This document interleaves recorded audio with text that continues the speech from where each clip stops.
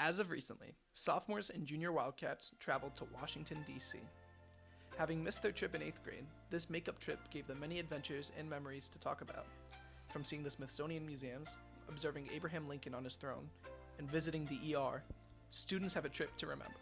The most memorable part was definitely Abe Lincoln when he was standing on that chair. I feel like that's kind of just one of the coolest things. I have a photo of me looking up at Abe Lincoln, kind of just thinking about how big he is and how it just kind of represents how much of an impact he had on America.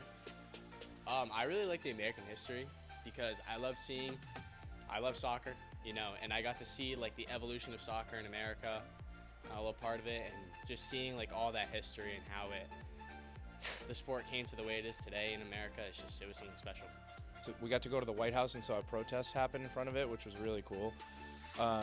You don't get to see that every day, and not just like the protest that's there every day. It was like a march that had gone through D.C. For Iranian about the Iranian regime. Gettysburg was a big part of the American Civil War. Students got to visit the site of the battleground. Our tour guide really brought the battlefield to life. I had no idea what to expect. I had never been, and it's a national park, so the battle site is in the same, as best they can, condition as it was when the Battle of Gettysburg took place. So you could really see like, oh, okay, this is where Pickett's charge happened. This is where the guys came up this hill or they went down this way, and that was unbelievable.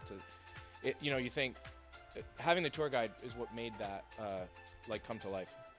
Gettysburg, I like seeing all the cannons because me and my dad, when we were younger, my dad would always teach me stuff about like Gettysburg and how we always thought the war was so interesting, and to like actually be there and experience it all and like see where the first shots were fired and see all the history and see all the monuments. It was just something special. After stopping to eat in Gettysburg, many students got sick with a GI virus that left them vomiting in the hospital later that night.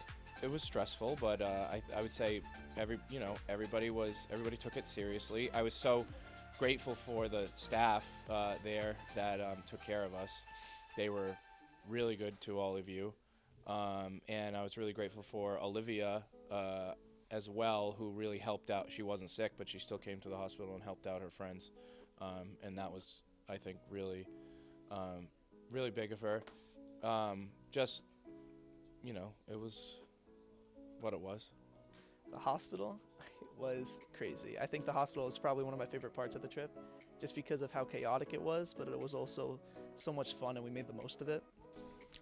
Honestly, I'd say it was very bonding. All of us afterwards were talking way more. We were very close afterwards, and it was one of my favorite parts. At 9:37 a.m., September 11th, 2001, American Airlines Flight 77 crashed into the Pentagon after being hijacked by terrorists. 184 people total were killed during this attack, and in their place, a memorial was built. Students got to visit the Pentagon 9/11 Memorial. I think it was a sad experience that none of us were alive for, but we all felt affected by it when the guy was talking to us. He was talking about how he lost his friends and had to go into work the next day as if nothing happened. I felt horrible for the man that was telling us the story about how he was there when all his friends died, and you could tell there was like a heavy vibe there just because the fact he was like talking about like how scared he was and how he had to come back the next day knowing that like the building was still burning.